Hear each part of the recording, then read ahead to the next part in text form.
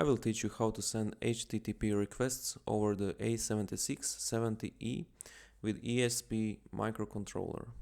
For this you need a working SIM card, A7670E module, and a microcontroller. I'm using an ESP8266. ESP32 is even better, but you can't use Arduino Uno or Mega, they are too slow for this. First, make a connection. I will use USB ports for power. In real-world projects you would probably use a battery.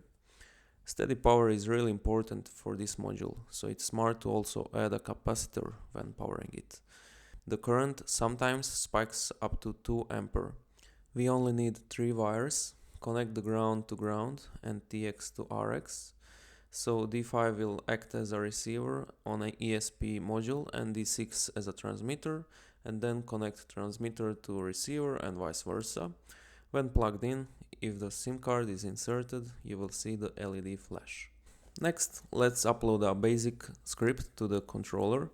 This will enable us to send AT commands to the module. AT commands is short for attention commands. It's just a standardized language for these kinds of modules. So I made a directory named SimTest, initialize project. For this I use ESP8266. If you want, I will make a tutorial video about this setup. Let me know in the comments. Open up your IDE. I use VS Code. This code is available on my GitHub. Link is in the description. Upload the project, and now after typing in go, I can send AT commands. List of commands and explanations you can find on my website.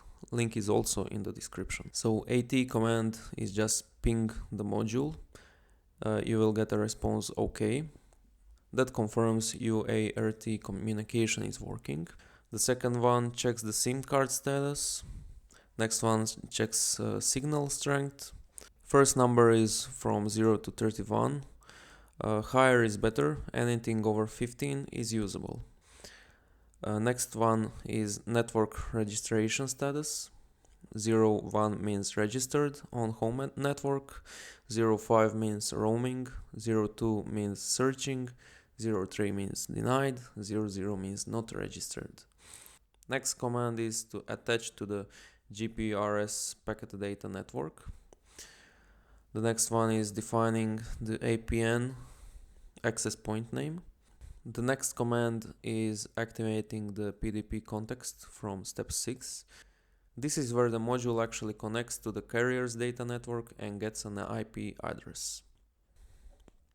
The next command is initializing the HTTP service. And then you set the URL you want to fetch with this command. The next command performs the request.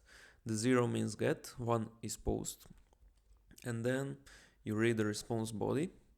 0 is the start offset, and the next number is how many bytes you want to read. That's it. You just use this command to close the HTTP session and free resources. Always do this when you're done. Otherwise, your next HTTP request will fail. So that's all the steps you need.